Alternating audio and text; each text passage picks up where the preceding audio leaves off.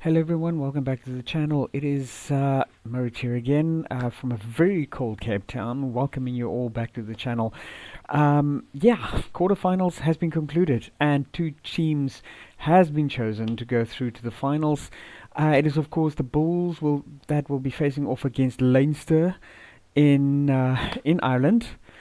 Um, we of course we wish them all the best because I mean seriously guys, this is a big one. This is a big one. Bulls had the opportunity to win it last year, but it got snatched away from them in the very last minutes by the Glasgow Warriors, and they hope to once and for all now clinch that deal for themselves. I of course think it'll be absolutely wonderful if South African team can bring home the title yet again.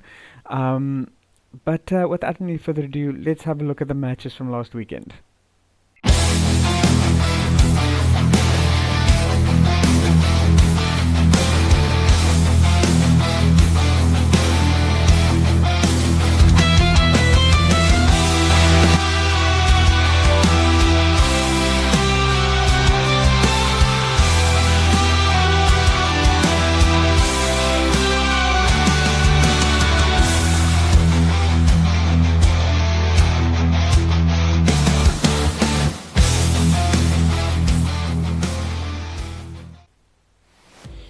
Well, guys, as you must have realized by now, the Sharks didn't have quite the game that they wanted last weekend.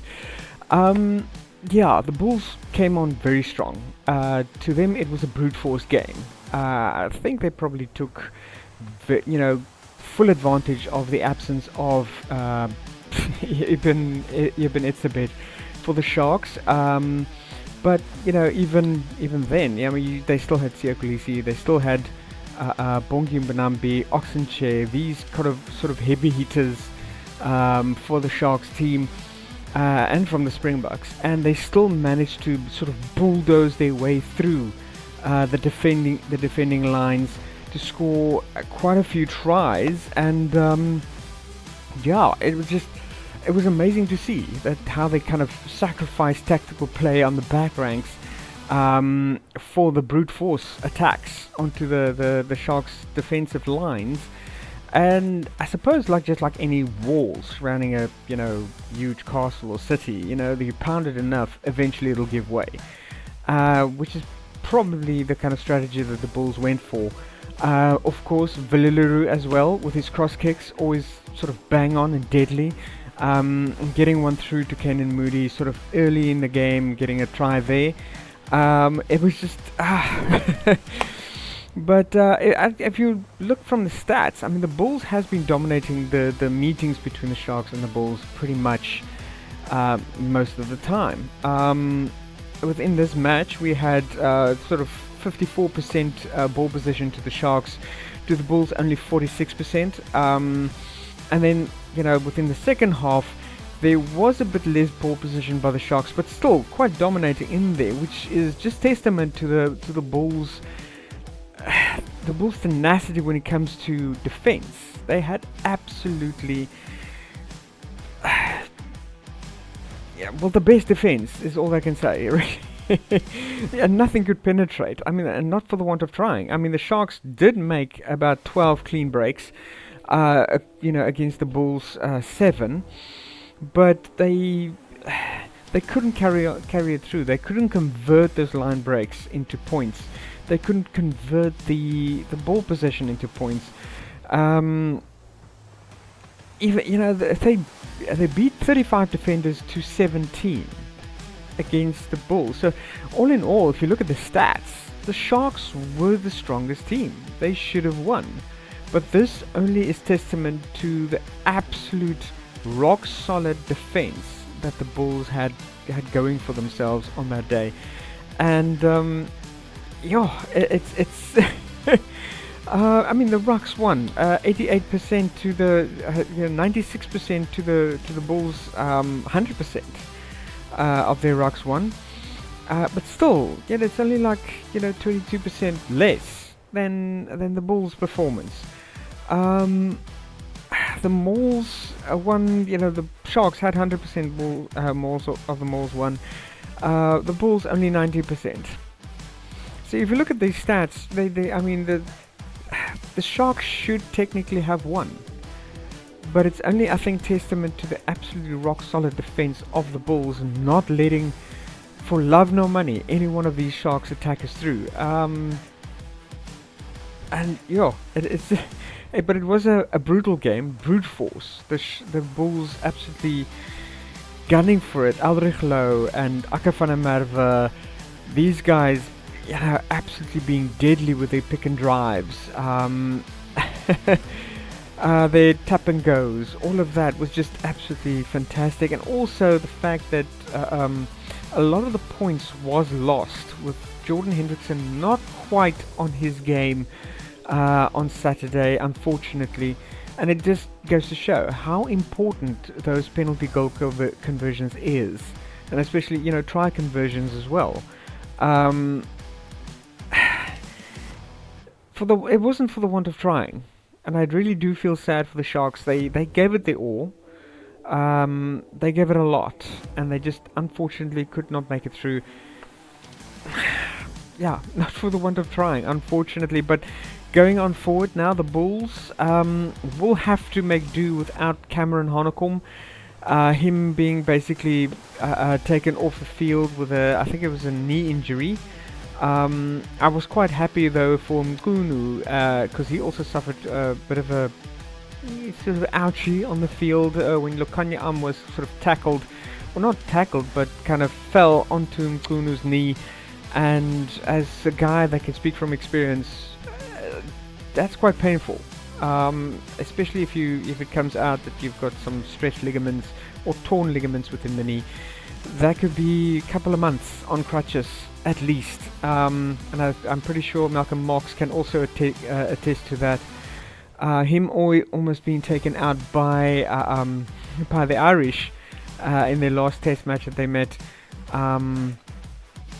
But yeah, it's just unfortunate. A lot of injuries going forward.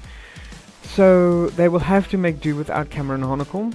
And we'll have to see how that plays out. Sebastian de Klerk was an absolute. I mean, he was a star.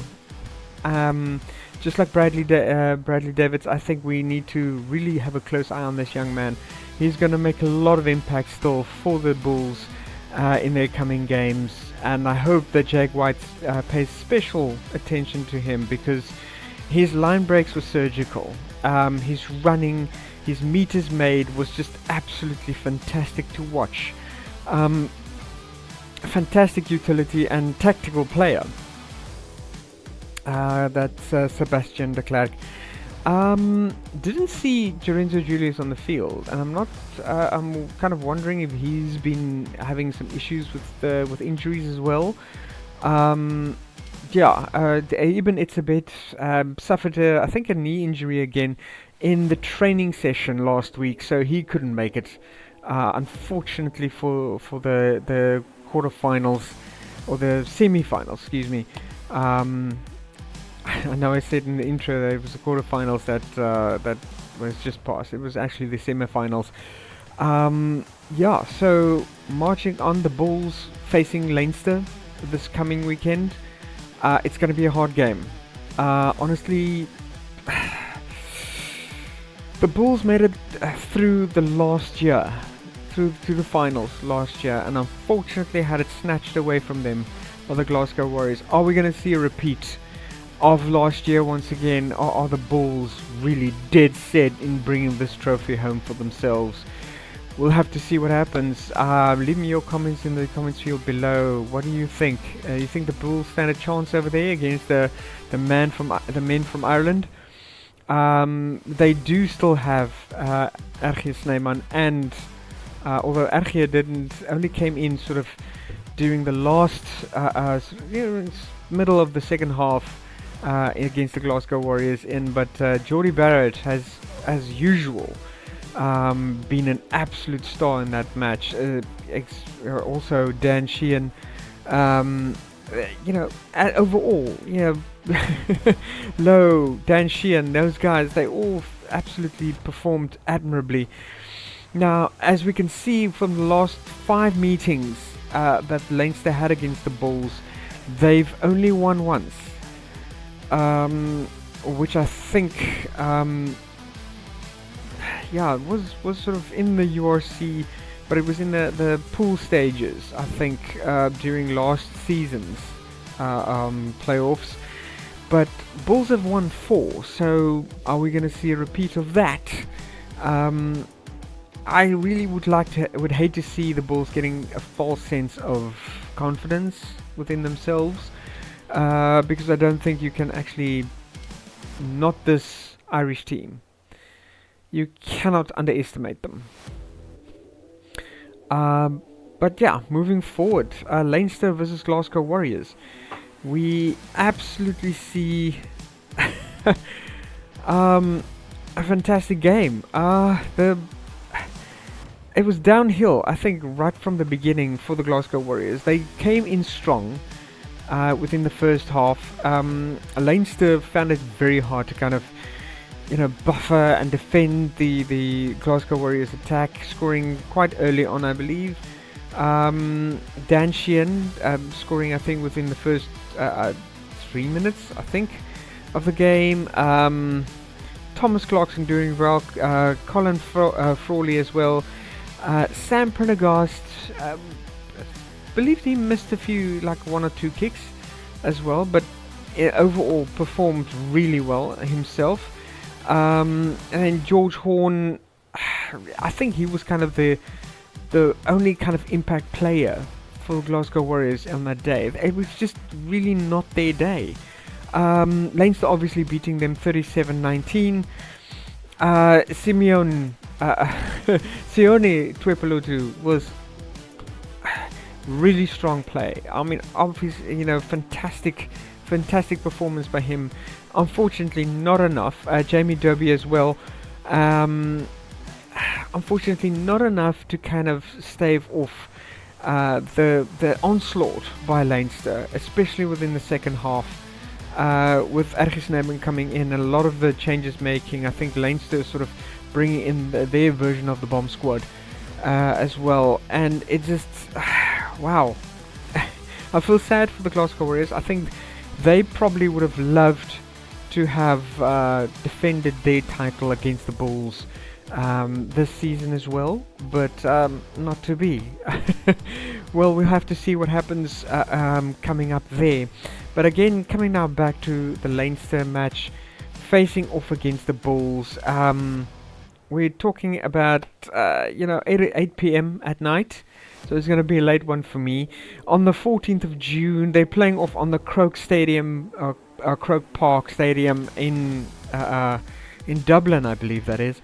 And this is the grand finale. Holding fingers crossed for the Bulls. I'm not quite sure what the team lineups are going to be like.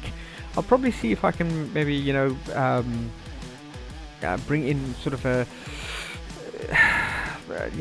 short reel for you guys announcing the teams that'll be facing off against each other. It is going to be grueling. As I said, the last 5 games they've played, Bulls have dominated really the game plan, but I don't think that